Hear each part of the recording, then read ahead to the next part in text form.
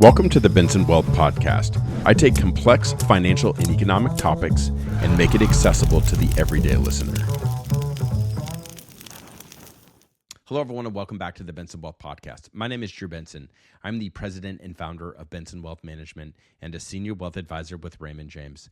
I'm also the co-managing partner for True North Wealth Management Group, which is a platform for independent wealth advisors. Hey, if you're out there and you have always wanted to go the independent route, but if you've lacked the courage to do so because of all the uncertainty that surrounds leaving the old firm, please reach out to us. We may be a good fit. See, what makes us unique is that we provide a very detailed blueprint to help you move from firm A to firm B so that you can achieve real independence and freedom in your practice so that you can actually own your clientele moving forward. So if you have any interest in joining the independent channel, please reach out to us. The other thing, too, to bear in mind is the independent side can be lonely and you can be on an island. We provide a support network in a firm where we can share ideas and grow together, but at the same time, you own your practice. Okay, so today I interview Samuel Gregg. Sam was on the podcast back in 2023, and we had a really fruitful discussion on trade policy. So I had him back today because I wanted to talk again about trade policy, but also just economics more broadly. Quick background on Sam. Sam is the Frederick Hayek Chair in Economics and Economic History at the American Institute for Economic Research, and he holds a PhD in moral philosophy and political economy from Oxford University. So again, today we are going to talk about basically the state of economics and what has changed about economics, but maybe what hasn't changed, because some things have kind of been in place, as Sam points out, since the 1930s. And there's ways in which we approach or think about economics that's actually very wrong-headed. And so Sam gets into that today. And then in the second half of the interview, we talk at length about what does a second Trump presidency potentially look like as we get in. He was just inaugurated yesterday. And what does it look like from the standpoint of tariff policy, but also other aspects of his economic agenda? So tune in today if you're curious to hear Sam's thoughts on what 2025 and beyond may look like. I hope you enjoy. Sam, great to have you back on the podcast. Good to see you. Great to be with you again, Drew. So I wanted to start today's discussion on, let's call it the state of economics or the state of free market economics. And Sam, something that when we were talking about this pre-recording, something I really appreciate about you is that when I come across individuals, oftentimes in the academic sphere, they're either really skilled when it comes to economic questions or they're skilled when it comes to political questions. And to be frank, one of my critiques of a lot of the folks in the economic world is that their economic theories in a vacuum are phenomenal, but they oftentimes don't let it interact with sort of practical reality or with politics or with the legal system, human nature. And then I'll talk to political types, and the political types oftentimes, not always, and I'm painting with broad strokes, but sometimes the political types, Sam, they will have, they'll understand the political process, they'll understand the rule of law, but sometimes there's an illiteracy around economic ideas. What I appreciate about you is I can tell by your research and the way you write and the books that you've written that you're trying to fuse both, politics and economics, political economy. Talk to us a little bit today about your background of why you are so interested not just in economics, but also in the political sphere, and why you think those two things should intersect. Well, what you just described is the world that I live in for the most part when it comes to my own academic research, but also my own engagement in the public square. Because when I think about economics, like you, I'm deeply appreciative of the heavily theoretical side, because theory matters. Theory is how we organize ideas. You really can't have a set of ideas. You really can't have a way of thinking about the world, of ordering facts, unless you have some type of theory. And so the theoretical discussions are very, very important. And in some respects, they're some of the most important discussions when it comes to issues of economics and economic policy. But it's also the case that precisely because theory is about organizing ideas, by definition, you end up excluding certain aspects of reality so that you have a certain precision about what you're trying to do. The problem, of course, is that you run into two problems. One is an over-theoreticization of the whole area, especially you see, I think, in the way in which so much of mainstream economics has become essentially econometrics. I mean, you open up your average economic journal, it's full of graphs and numbers and algebra, and math and algebra, and the quantitative side of things certainly has its place, but it's almost as if that has excluded what people like F.A. Hayek call the older way of doing economics, the pre-Keynesian way of doing economics, which is very much in terms of phraseology, of logic, and a certain degree of math, but math was a subordinate thing rather than the dominant means by which one viewed the world. The second thing, I think, is that I think we've lost sight, in contemporary economics, I think lost sight of quite a long time ago, what we would call political economy. The way that economics was done very much before Keynes, even though Keynes is his own version of political economy.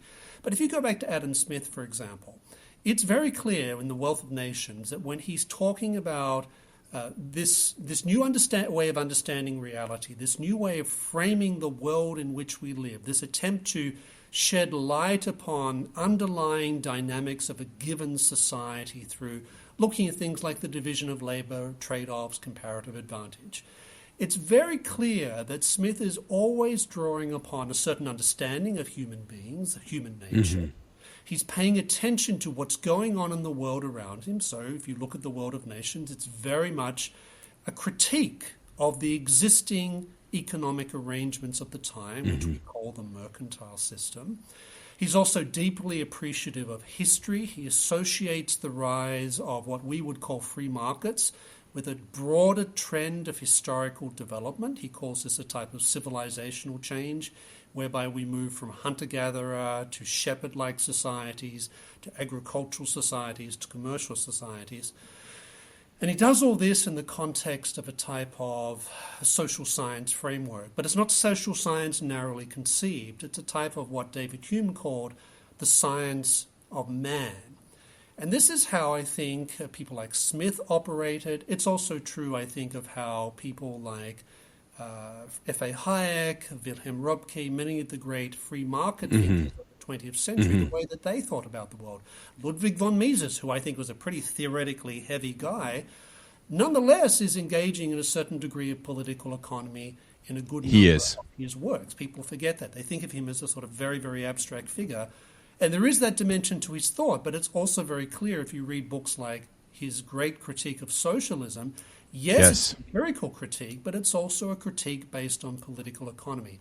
And my point is that when you take into account political economy, I think you get the best of economic theory, but you also get the best of a number of other social sciences, and you have the opportunity to blend these together in a way that sheds fuller light on the truth about reality. As you were talking, it made me think, we used to really prize the Renaissance man in society, a multidisciplinary individual. And ironically, economics sort of drives us towards specialization. And I certainly agree with the concept of specialization.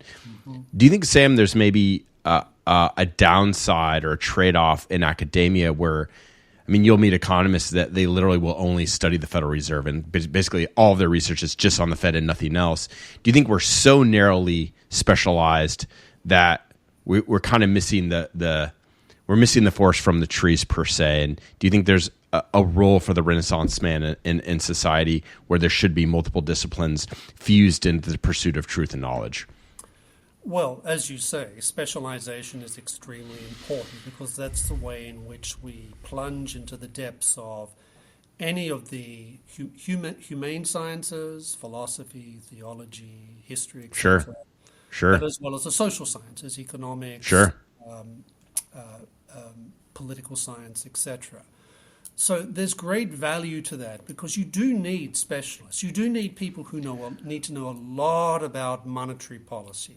You do need people who understand things like the mechanics of trade policy. That's extremely important. They need to know the theoretical side and they need to know the policy side. Sure. But at the same time, specialization means a trade-off. It means that you deliberately exclude reference to lots of other sources of knowledge which have some bearing upon the subject matter that you happen to be studying. And so I think when you talk to any number of people working in any number of the social sciences, whether it's political science, whether it's economics, there's a tendency, I think, for many of these people to only think about some of these questions, which means they exclude, right, by choice, so many other things that maybe they need to think about. So there is a trade-off, and I think that we do absolutely need people who can come along and say, well, yes, there is this economic science and it teaches these things, but we also need to understand the history of this science, of how economics has developed over time, so that we can understand the debates that have led to what economics is today. We need to know, for example, that economics first emerged as a sub-branch of philosophy. And that goes all the way back to Aristotle, right? And even people like Adam Smith were very, very conscious of this particular type of connection. And that's one of the reasons I'm such an admirer of some of the figures of early, mid-20th century market liberal thought, people like F.A. Hayek, Wilhelm Röpke, people like Jacques Rueff, etc., was that they were able to discourse with a great deal of knowledge about subjects that fell outside their immediate field. What's more, they also came to understand that many of the problems that they were trying to address in the realm of economics, when it came to economic challenges that are associated with the rise of industrial capitalism, was that if you wanted to understand some of the problems that were characterizing capitalism in the 20th century, you needed to have a deeper understanding of the history of ideas. You needed to have a deeper understanding of the relationship between the political sphere and the economic sphere, and that you needed to have a deeper appreciation of history writ large. And you needed to be able to bring in the thoughts of other thinkers that could shed light on economic reality. It's not a coincidence that people like Hayek and Röpke and others were great admirers of the thought of Alexis de Tocqueville, the great 19th century social thinker. Yeah. Now, Tocqueville was not an economist. He knew a lot about economics. He read about economics. He wrote some very trenchant critiques of socialism. He had a good understanding of how economics shaped the political order. But his great insights as a social scientist were into the nature of democracy and how political systems develop over time. And people like Hayek were able to take the thoughts of someone like Tocqueville and apply them to some of the economic and political economy questions that they were dealing with. So if you want to understand the nature of Hayek and Röpke's critique of the welfare state, for example, it's not a coincidence they draw so heavily upon Tocqueville, because Tocqueville had a great sense of the power and the menace of what he called soft despotism, which what many people would argue is the nature of the welfare state, that citizens trade off a great deal of freedom in return for politicians giving them more and more stuff. That's a wonderful way of understanding the emergence and continued expansion of the welfare state. And people like Hayek were able to bring that critique in precisely because he was a true Renaissance man. And that's the genius, I think, of those people with a broad and deep knowledge of multiple disciplines, is that they can bring that broader and deeper perspective to bear upon contemporary theoretical and practical problems. Yeah, I was thinking about Mises. I believe Mises had a series, correct me if I'm wrong on this, a series of dialogues with Ludwig von Mises, by the way, with Max Weber. And I think Max Weber was, from a sociological standpoint, also involved in many of these discussions as well, which made it broad. I think Mises at one point said that economics and sociology aren't all that dissimilar because ultimately both are studying sort of the nature of human behavior. I always thought that it was just quite fascinating. But I guess my point is it does get far beyond this rigid econometric, overly quantified iteration of economics that we're presented today. I mean, we were talking before we hit record about one of my favorite philosophers is the great thinker Edmund Burke, and I love Edmund Burke because he's very practical about human nature and about the limits of human nature, and also about the capacity or greatness that humans can achieve. But he always, what I liked about about Burke is that he tends to anchor things in reality. And sometimes you read these highly theoretical folks, and it's like, do you talk to real people? Do you interact with normal folk? I appreciate, because you had mentioned that Hayek was a great lover. I didn't realize this, that Hayek was a great lover of Burke. You can just tell what a complex and thoughtful man that he was. So let's talk about the modern era, right? Like, economics has changed greatly over the last century, and we've had eras where socialism was in vogue. We've had eras where Keynesianism, I think post World War II, Keynesianism was very much the zeitgeist of the moment up until Milton Friedman. What is the state of economics today? Because I'm a little confused about how is the free market viewed? How is the market economy viewed? What are your thoughts on that generally, Sam? Well, this may surprise you, but in many respects, I think we live, in terms of economics, we still live in very much what I would call a neo-Keynesian framework. Now, what do I mean by that? What I don't mean by that is that somehow we're returning to the immediate post-war era. That's not what I mean. What I do mean is that I think in many respects Keynes's biggest contribution to the development of economics is that he's really the father of what we call macroeconomics. Yep. Seeing the world in terms of big aggregates, overall employment levels, overall GDP, the way that the rate of interest affects the economy as a whole. And government spending. Yes, exactly. And there's a relationship between what you might call Keynesian policy and Keynesian economics, insofar as when you start to think in terms of big aggregates, what's the percentage of public spending, for example, that tends to incline you to think that if we pull this lever, whether it's monetary policy or fiscal policy, we will generate this overall result in the economy. So if we lower interest rates, we will boost growth overall. What this, of course, loses sight of is what we would call microeconomics. And one of the critiques that Hayek had of Keynes was, obviously the economic policy stuff was one thing, but he was arguing that essentially Keynes fundamentally changed the focus and the nature of economic analysis itself by shifting it away from the micro dimension and shifting it much more in the direction of macroeconomics. He also pointed out that governments and economists tended to like this shift because it meant that it gave government a rationale for more heavier involvement in the economy. It also gave economists opportunity for lots of jobs in things like departments of commerce and the Treasury Department and any number of economic public institutions, because when you go down the macroeconomic path, that legitimizes these institutions being set up to, quote unquote, manage the economy. So while you're correct when we say that Keynesian policies certainly took a bit of a blow in the 1970s when we got stagflation, which of course we were told by neo-Keynesian economists this would never happen. Because of the Phillips curve, right? Correct. Right. We were told that this would never happen. And of course it did. So to a certain extent, that discredited for the next, so say from 1970 up until around about, I'd say, the financial crisis, that discredited a lot of Keynesian policies.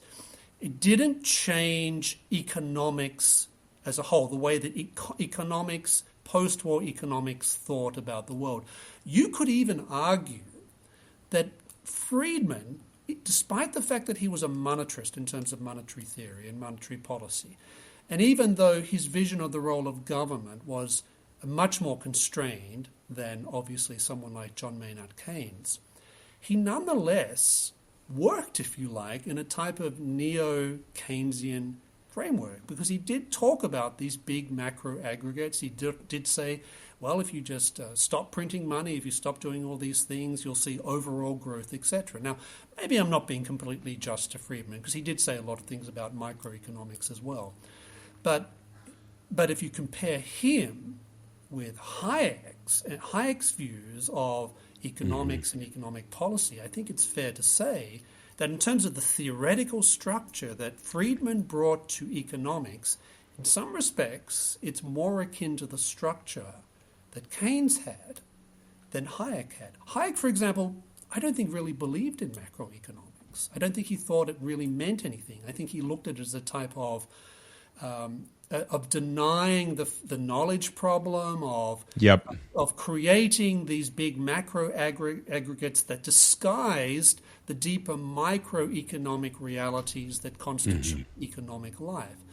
So when I say we still live in a neo-Keynesian world, I think in some respects what we're talking about is there's arguments that are going on in economics, but it's really been many respects between what you might call liberal, by which I mean interventionist economists, and liberal Keynesians and conservative Keynesians. Conservative Keynesians want less role for government, etc., but they're not backing away from the theoretical framework in which they think about the world. Hayek, of course, as I mentioned, is very different in that regard.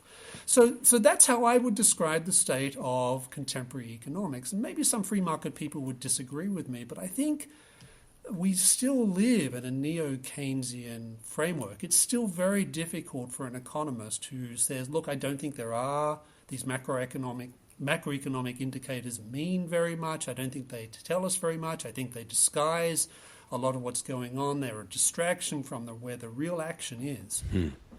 So when you think about it that way, I think you can say, well, yes, we're certainly not living in the 1970s anymore. We're certainly not living in the 1950s anymore. But economics as a whole, I think if you went to any gathering of economists, I think you'd find, okay, these people still tend to think in this way about the economy.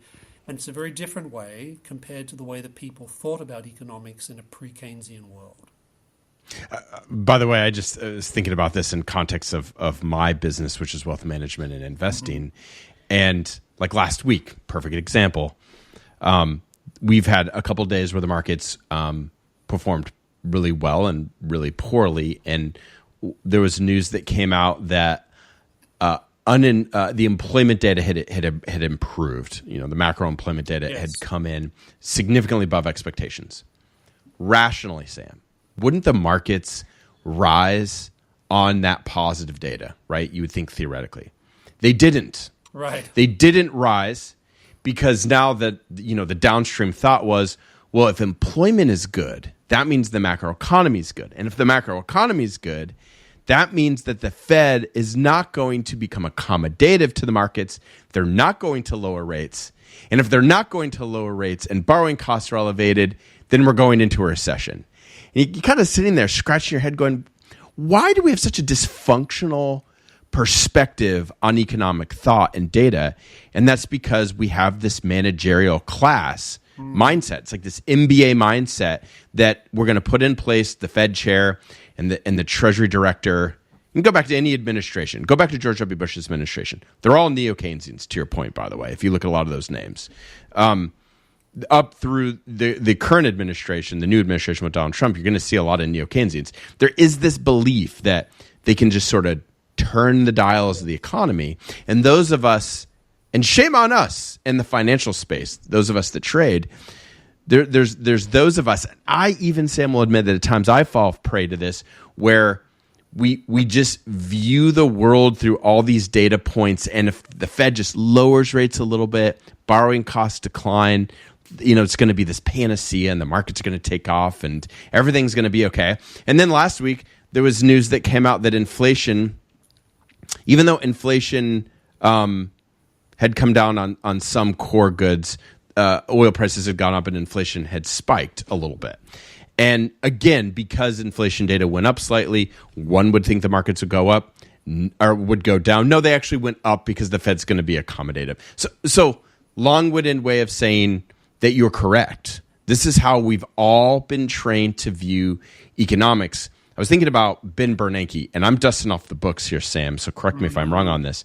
But I took more of an advanced macroeconomics class, and we got into all the different schools of thought. And one of the schools of thought was New Keynesianism, which would have been the ideas really pretty much of any Federal Reserve chairman today, right? Because Keynes, my understanding, really viewed sort of turning the dials of the economy by using fiscal policy, government spending, for instance. Yes. Where the neo-Keynesians, in my mind, and I'm curious on how you feel about this, like the Ben Bernankes of the world or the Jerome Powells of the world or the Yellens, they view it like, no, we can dial the economy up or down based on monetary policy and a little bit less. Not that they don't believe in fiscal policy, but like, hey, this Fed thing over here, this central bank, this is how we can kind of run modern economies.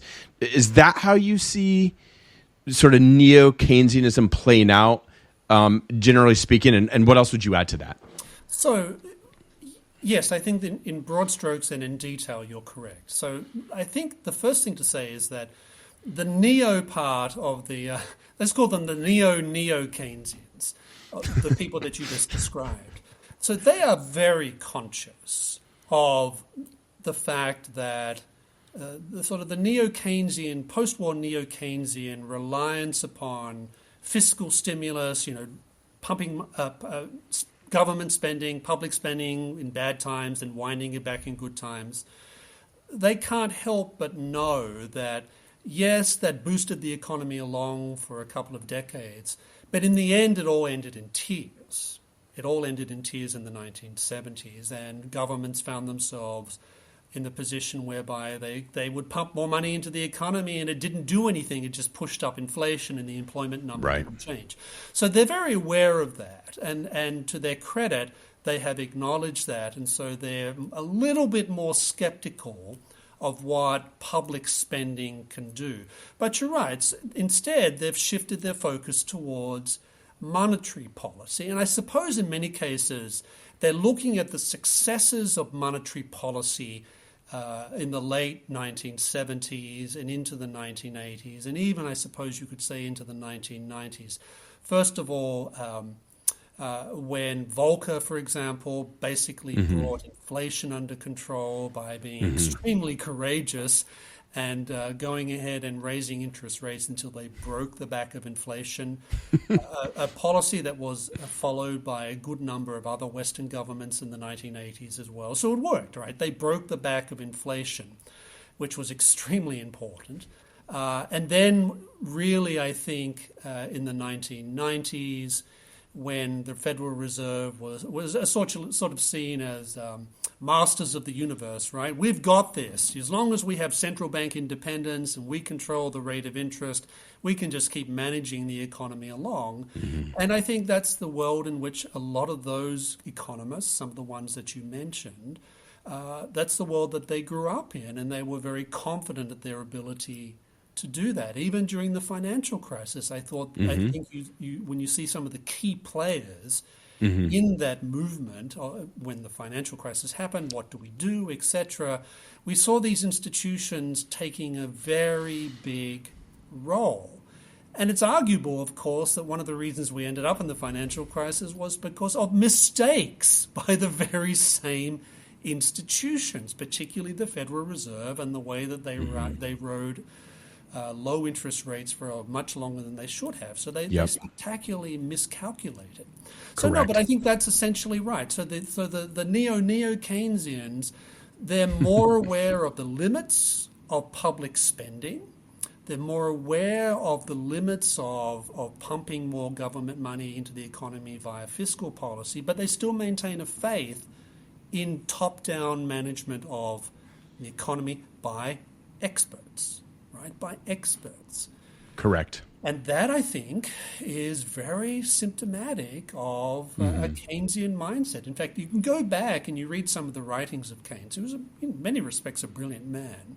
But he makes it very clear. He makes it very clear that things will be okay as long as people like me, John Maynard Keynes, are in charge. So this faith in experts, this faith in intellectual elites. Now, you need experts.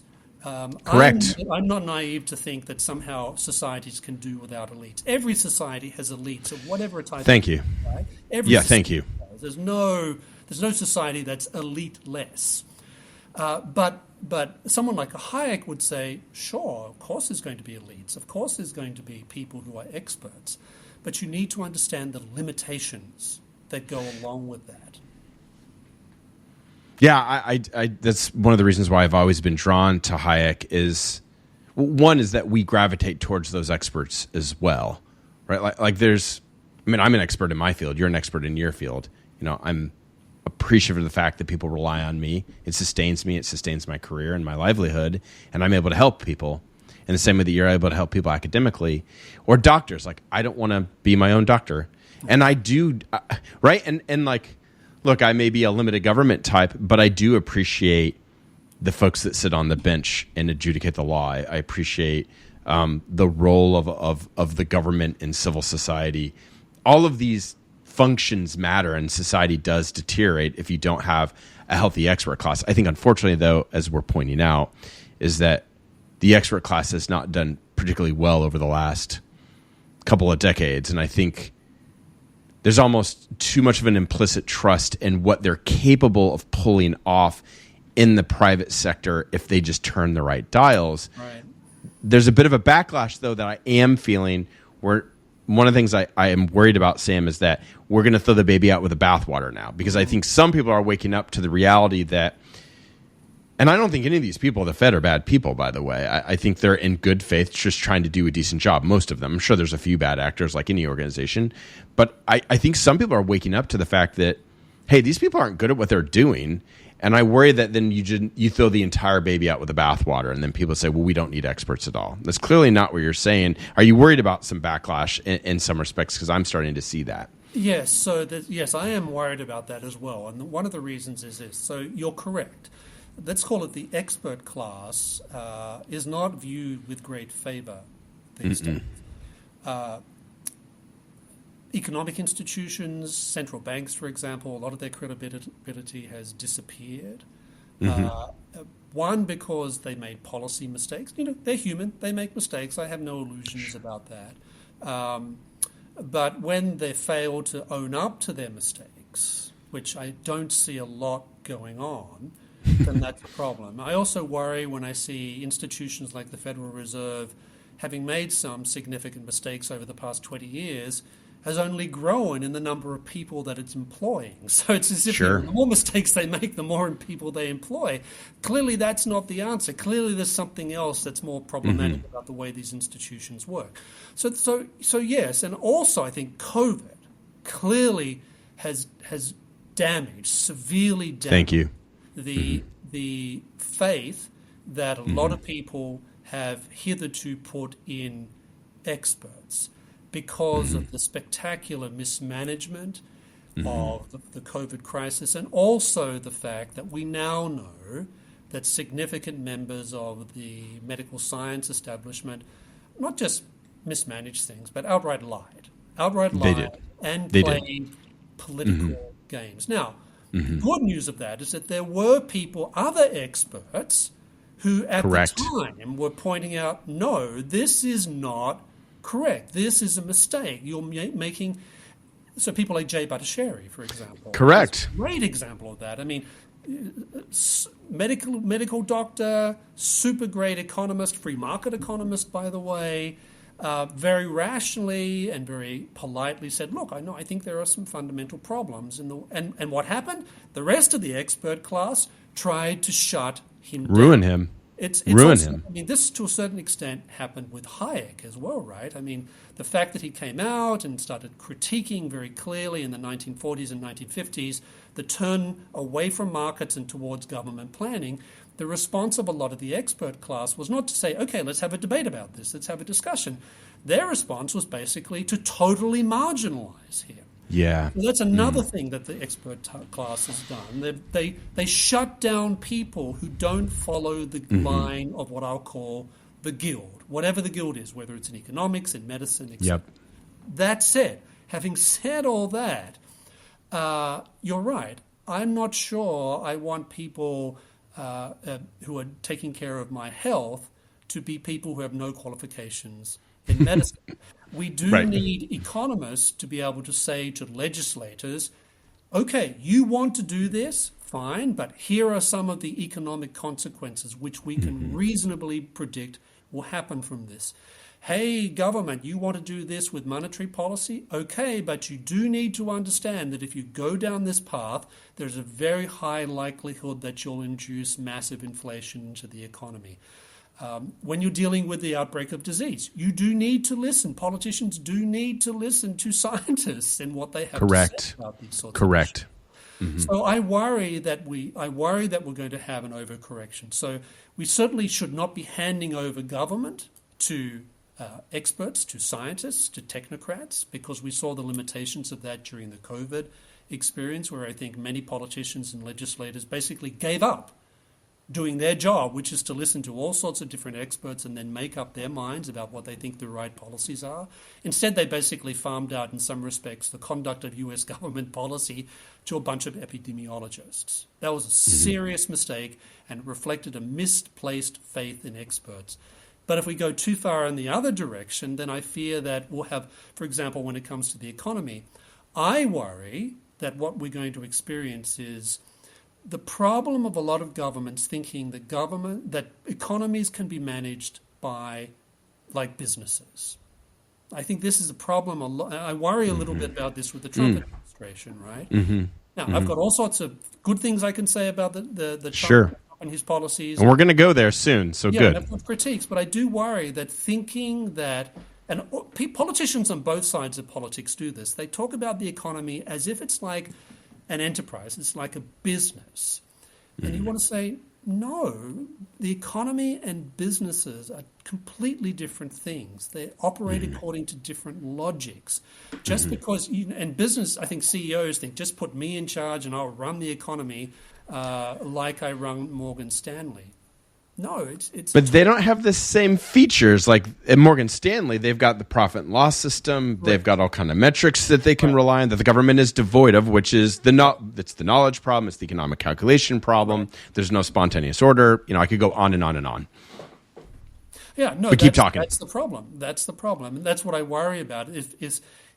Because good economists would say, Mr. President, Madam Prime Minister, you may think that running the economy is like being the CEO of the company that you are very successful at running, but I'm telling you it's not. There's a range of factors that make an economy extremely different from a business. A business doesn't have to think about how do we determine interest rates. No, that's not your job. Businesses have to react to those sorts of things.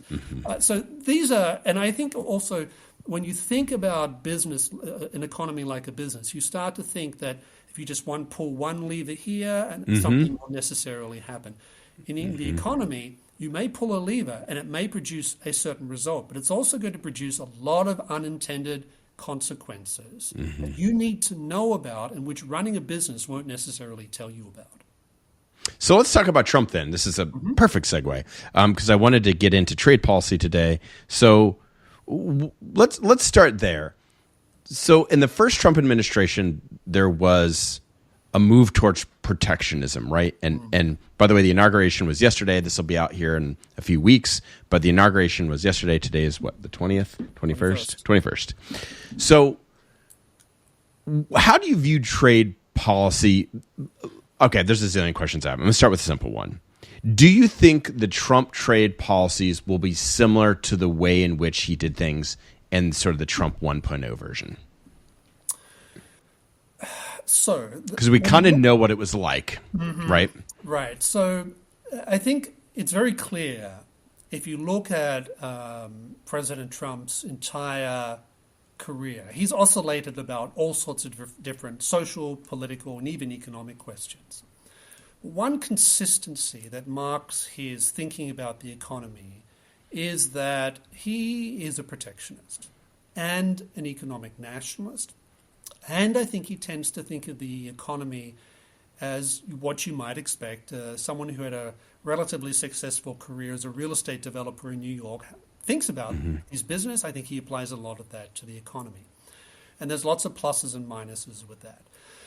So when he became president, it was very clear that this marked a break from the free trade consensus that had dominated U.S. trade policy since the Second World War, which was pursued for economic reasons, but also for reasons of geopolitics. So he certainly moved the dial away from that and much more in towards a protectionist position. And that took a couple of forms. One was viewing protectionism, and I suspect we'll talk about this, as a type of way in which you engage with negotiations with other countries when you're entering into trade agreements. So that's one thing. I also think he sees protectionism in terms of win-lose. If we can use protectionism to win, we will win. If we think we'll lose. That's another thing. It's a zero-sum game to him? Is that how you would describe it? That's right. I think that's right. Again, that's not an uncommon way of thinking about the economy that a lot of business people bring to the economy. The notion of mutually beneficial exchange through trade, which is the classic Adam Smith view of looking at trade, is something that a lot of business people who would regard themselves as being very pro-market, I think that's the way they often think about the economy. It's win-lose, zero-sum. So that's the first thing. When we look at the practical manifestations of his first term, the most manifest exhibition of his protectionism was, of course, trade policy towards China, and when he slapped trade, he raised tariffs on steel and aluminium from China. Well, we know that policy failed. It didn't change China's behavior. It really didn't even bring China to the negotiating table.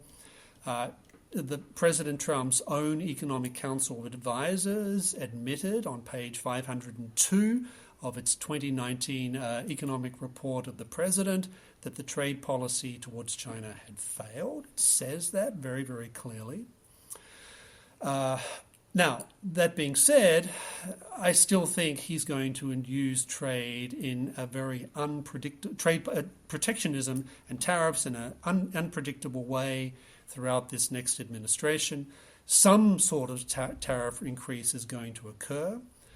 What that looks like, we just don't know, right? Because he's given off a lot of mixed signals. Sometimes it's 10%, sometimes it's 25%, sometimes it's about China, sometimes it's about Canada and Mexico, sometimes it's about the rest of the world, sometimes it's about inshoring businesses inside the United States if they want to avoid the tariff, etc. So my point is, I don't think we're going to see a consistent position here.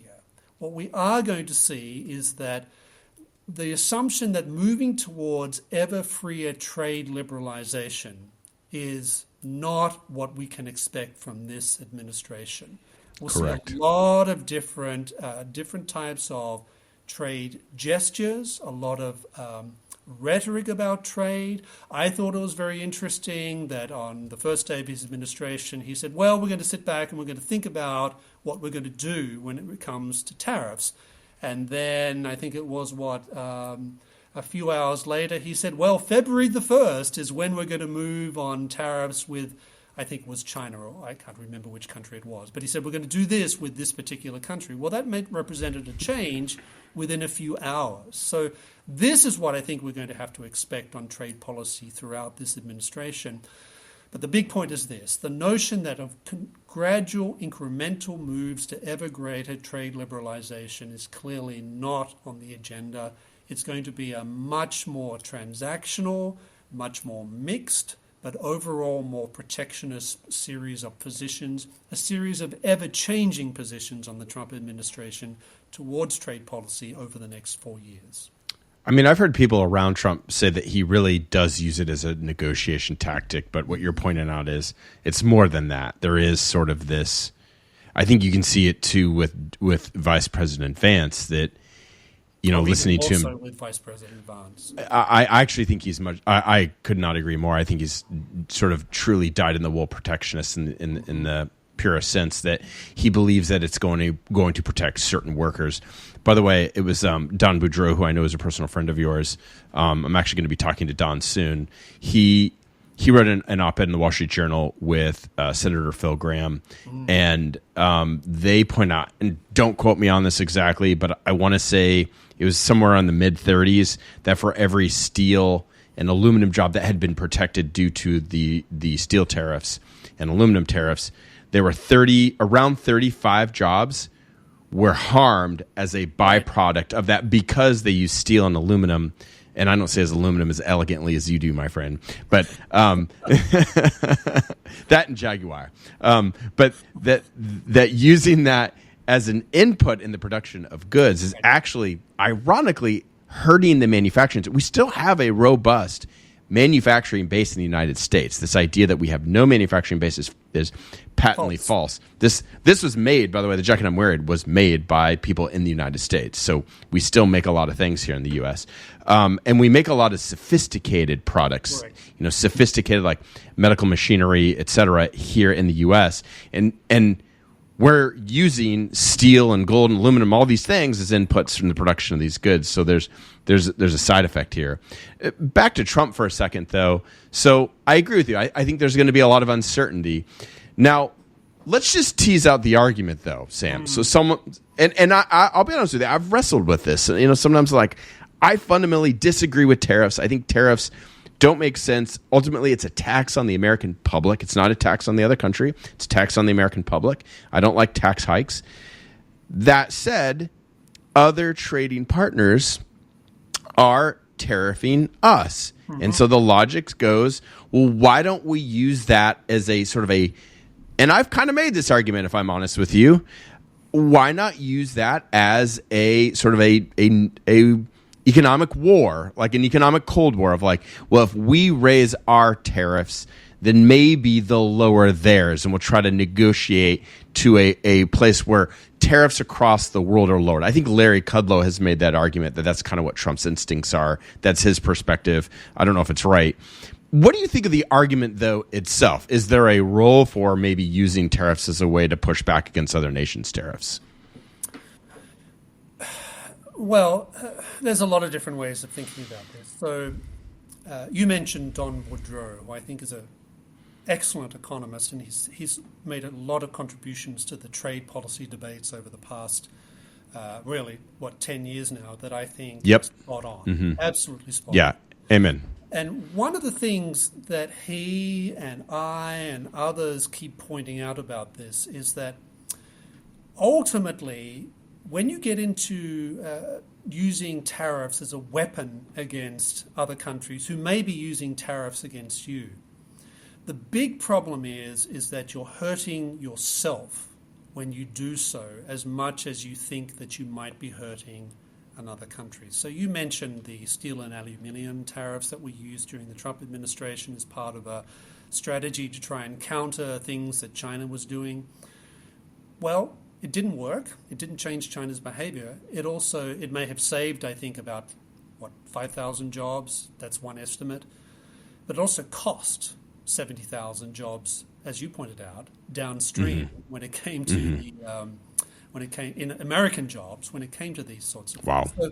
So they also introduced inefficiencies within the American economy. They also produce cronyism. So in other words, I could go on and list lots and lots of different ways in which us imposing tariffs makes us less competitive, raises prices for American consumers, and makes life difficult for American exporters as well. We forget that. It also invites retaliation, right? So for all these reasons, I'm deeply skeptical of using tariffs as a way to strike back against countries, and we're really talking here about China, but other countries as well that have not lowered their tariffs as much as they should have. So my view is that, yes, I do think that countries like China are a problem, particularly when it's a regime like you have in China, which has a very different view of the world, completely different understanding of politics and the nature of freedom and all these things.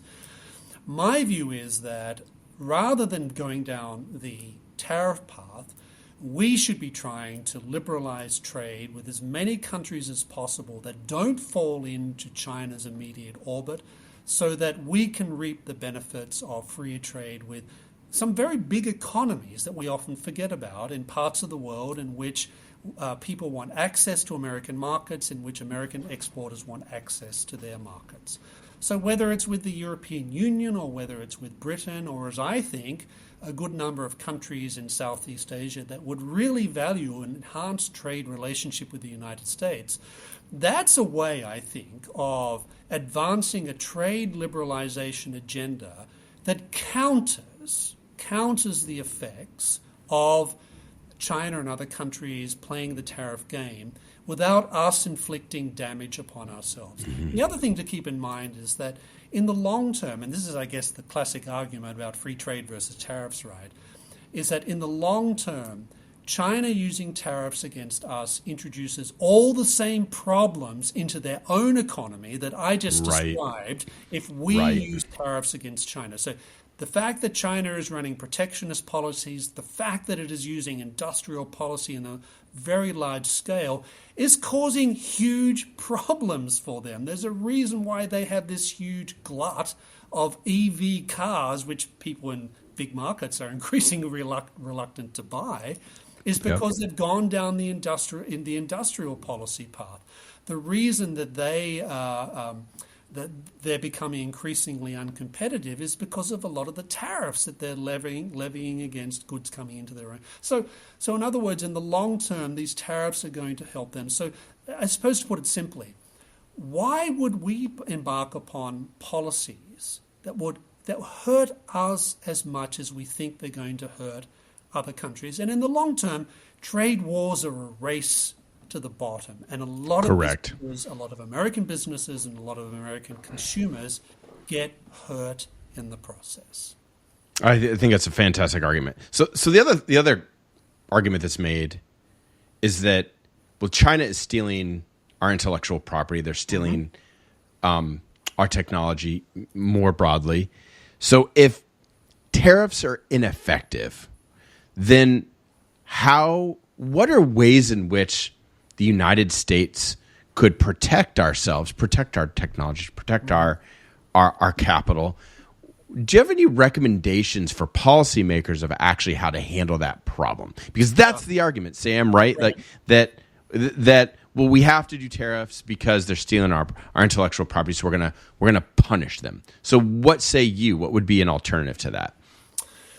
Well, there's a couple of things. One is that you punish foreign companies and foreign individuals who are engaged in intellectual property theft. Up until 2018, the Justice Department actually didn't do a lot of prosecutions of individuals and foreign companies that engaged in such practices. And I think it's to the credit of the first Trump administration that they actually started prosecuting Chinese nationals and making life harder for Chinese companies to invest in the United States. If, for example, they said that so Chinese companies had now, as a consequence of legislation passed during the Trump administration, are now obliged, if they're going to register on Wall Street and the stock exchange in America, they have to provide 3 years of bank accounts. They also have to tell us if any members of the board are members of the Chinese Communist Party. So in other words, there's ways in which you can strike back against this type of intellectual property theft and bad behavior on the part of foreign companies and foreign individuals without resorting to tariffs. So all those things I mentioned, whether it's prosecutions by the Justice Department or forcing transparency upon Chinese companies or any foreign company that wants to operate within the United States, subjecting to the same transparency standards that you expect American businesses, that will change the dynamic considerably. And Chinese companies will get very nervous if they get blacklisted from the American markets, which the Trump administration started doing and which I would say that, to its credit, the Biden administration continued to do. That's one way of punishing bad behavior. The second thing I think is that, and this is maybe even more important, is that we have to be as creative and as entrepreneurial when it comes to the development of new technologies as far as possible. It's one thing to punish other companies and individuals for stealing stuff. That's one thing. But even more important is staying ahead of the game, of being the leader of the pack. And that's where I think entrepreneurship is extremely important. The more creative we are, the more entrepreneurial we are, the better we will be positioned to maintain our overwhelming lead in the world when it comes to these sorts of things. So yes, we have to worry about bad actors, but we shouldn't let that distract us from the main game, which is being the most creative and entrepreneurial economy in the world. And thank heavens we are. Because this is what gives us the decisive economic edge, and I would argue the decisive national security edge when it comes to America's geopolitical rivals throughout the world. Good economic, a lot of people are is good national security policy as well. So a lot of people are making the argument about tariffs, and I have a follow-up question about entrepreneurship that I want to come back to. But before I go there, people are making the argument that the biggest fear they have from tariffs is pushing inflation up. Mm-hmm. Is that the biggest concern from tariffs? Are there bigger concerns when it comes to tariffs? Well, I tend to think that Milton Friedman was right when he said that inflation is always and everywhere a monetary phenomenon. So tariffs would certainly push up the cost of prices for any number of goods, right? But that's because of an extra tax being imposed upon those goods. Because as you said, a tariff is ultimately a tax upon American consumers. And tax increases don't drive inflation. Inflation is driven by too much money seeking too few goods. So I'm not sure I buy it's an inflationary thing. It certainly increases prices, and that's bad, but that's not the same thing as an inflationary increase. So that's what I think is going on there. But I think the bigger concern that we have is something that I wrote about in an article for National Review towards the end of last year, which I think is that the way tariffs are being talked about now, the fact that there's so much uncertainty about what the tariff regime will be, whether it will be a universal thing, whether it's going to apply to different countries in different ways, that creates enormous uncertainty for business. Mm-hmm. And you're a businessman. Mm-hmm. You know that one of the things that business leaders really worry about is uncertainty. Now, there's always uncertainty in the economy, and as good economists, great economists like Frank Knight pointed out, uncertainty is part of economic life, and one of the reasons that it exists is it reflects the fact that we can't know everything, and uncertainty also often represents an opportunity. But there are forms of uncertainty that are driven by bad economic policy or confused economic policy that make it harder. So at the moment we know lots of American manufacturers are saying, what the heck do we do?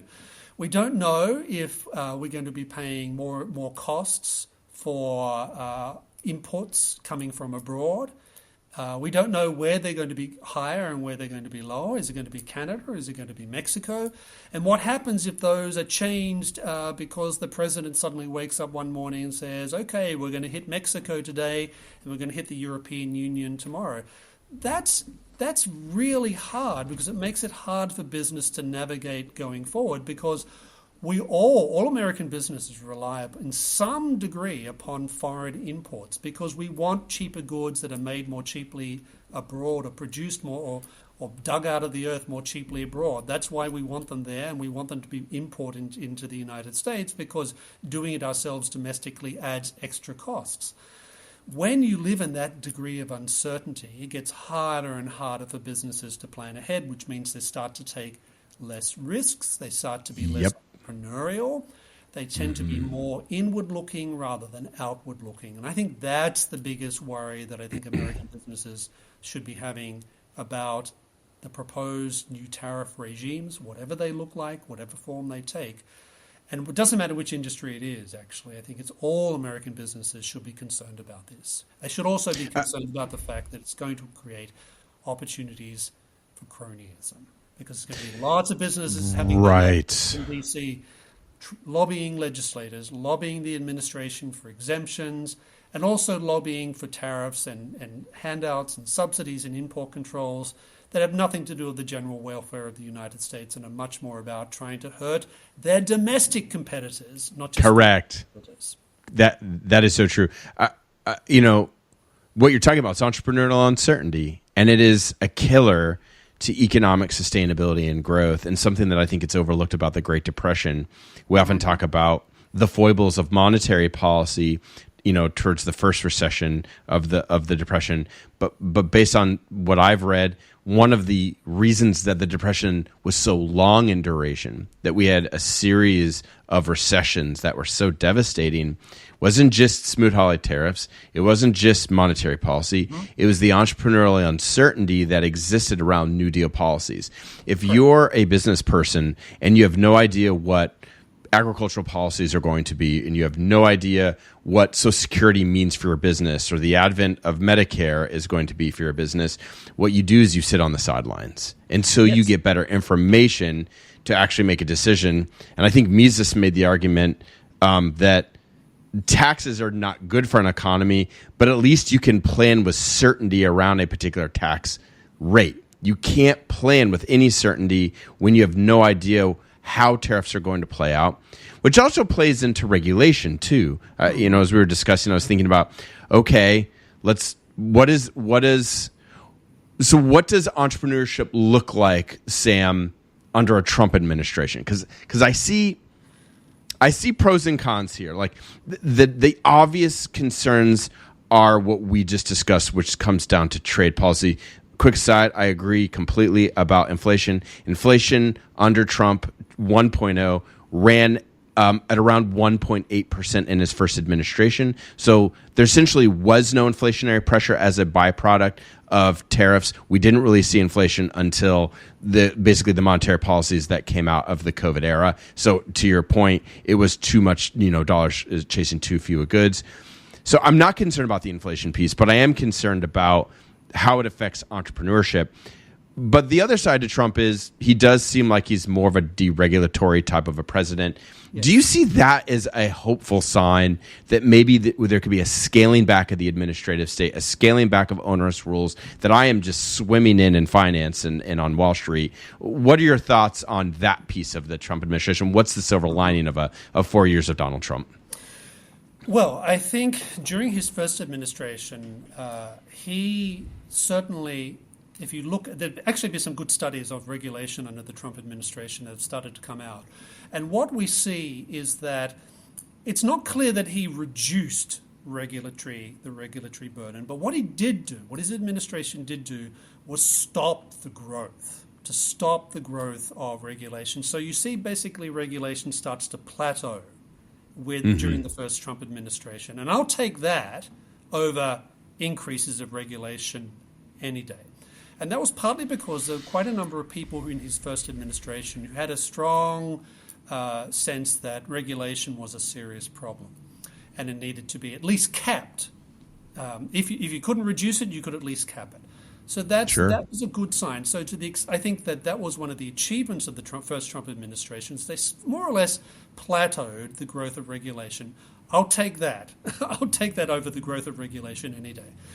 Now, it's very clear that he wants to expand that regulatory agenda to the point whereby he starts to significantly reduce the scope and size of regulation. So one of the first executive orders he signed was a freeze on regulation.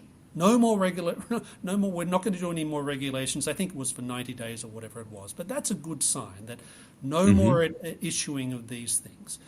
So that is a very good thing. And I think that if he goes through and does something like what he has said to do, which every new regulation has to be accompanied by 9 regulations being extinguished, that's a good thing. And that's a good thing for the American economy overall. So that's a good domestic economic policy, which I think the Trump administration wants to embark upon. I've been pleased by some of the appointments that have been made in this area, because I think there are some people going into this administration who do definitely have this type of mindset about regulation. I worry about labor market regulation, however, because his nominee to be Secretary of Labor is not a free market person. She's very much someone who sees the world the same way that the Teamsters or the UAW see the world when it comes to regulation. So I worry about what's going to happen with labor market regulation. But overall, I think it's if you're a deregulator, you have some signs for hope in this administration. I also think that the efforts to bring the administrative state under control are also a very good move. Now, again, let's see what happens in that regard, because part of the issue is that these administrative agencies, in many respects, exist because there are agencies that need to be there to administer certain regulatory frameworks. So it's one thing to say, I want to reduce the regulatory state, the administrative state, but you can't do that unless you ultimately reduce the number of regulations that need to be implemented and overseen and administered. So again, I think this comes back to, if you pursue a consistent deregulatory agenda, then you reduce the amount of activity and the scope that the administrative state has to intervene and mess around in the economy. So the two things are very much dependent upon each other. You can't reduce the administrative state without reducing regulation. And that's going to be the challenge. And in some respects, there's some things he can do by executive order, but in the end, some of this stuff is going to have to be done by legislation. And that's going to be the tough thing, right? Because he's got a very narrow majority for the next 2 years in the House of Representatives. That may disappear. We don't know, but that may disappear in 2 years' time. He's got a bigger margin in the Senate. We'll see what happens in 2 years' time. But I do think that at some point he's going to have to engage in legislation to reduce the size of the administrative state. And that's where things are going to get tough. Final question. Do you think the repeal of Chevron deference by the Supreme Court last year could bolster a Trump administration's efforts to deregulate? Well, I think the simple answer is yes, because it changes the assumption, right? It moves the assumption of who makes the decisions away from administrative agencies themselves, who have a vested interest in growing the size of their purview and their ability to do certain things, and shifts it back towards the other branches of government. So that's a great thing, and that fundamentally shifts the emphasis. The question will be, I think, whether legislators are willing to step up and do their job in this regard, right? Because Chevron essentially was very good for legislators, right? Because suddenly they didn't have to make all sorts of difficult decisions, right? Clean my hands on that one. I'll let the admins do it. Blame me. Blame the Department of whatever. They're the ones who... the EPA. Over there. That's so really true. Good. That was very good for Republican and Democrat legislators to sort of wash their hands of the whole thing. So the question will be whether they're willing to pick up the opportunities they've been offered and presumably work with the White House, that it seems at least philosophically sympathetic to deregulation, to do things in this regard. And that's going to be the challenge, because the moment they start doing that, these legislators are going to confront a lot of vested interests, some of whom are big donors of theirs. So we'll see. I mean, I think it's certainly a good move. It shifts the balance away from where I think it was wrongly centered. It provides opportunities, but the big question is whether legislators are willing to pick up the opportunity, and we just have to see. And they've been punting the ball. I believe the Chevron deference initially went into place in the early to mid 80s. So they've been punting the ball for 40 years. Exactly. And so that instinct is not there for policymakers. And so hopefully they can figure out how to they need to start flexing that muscle again. So we'll see if they can. And that's hard when you have a majority of 2 in the House of Representatives. Right. So true. Sam, this has been another phenomenal discussion. Thanks for coming on today. Thanks, Drew. Always good to chat with you. Likewise. If you've enjoyed this content and you're looking for a wealth advisor, or if you're a financial advisor and you're looking to make the jump to the independent side, please message me on LinkedIn, or you can email me at drew.benson@bensonwealthmgt.com, or lastly, you can call my office at 603-316-2544. Securities offered through Raymond James Financial Services, Inc., member FINRA SIPC. Investment advisory services are offered through Raymond James Financial Services Advisors, Inc. Benson Wealth Management and True North Wealth Management Group are not registered broker-dealers, and they are independent of Raymond James Financial Services. The foregoing information has been obtained from sources considered to be reliable, but we do not guarantee that it is accurate or complete. It It is not a statement of all available data necessary for making an investment decision, and it does not constitute a recommendation. Any opinions are those of myself and not necessarily those of Raymond James. Expressions of opinion are as of this date and are subject to change without notice. There is no guarantee that these statements, opinions, or forecasts provided herein will prove to be correct. Investing involves risks, and you may incur a profit or loss regardless of strategy selected.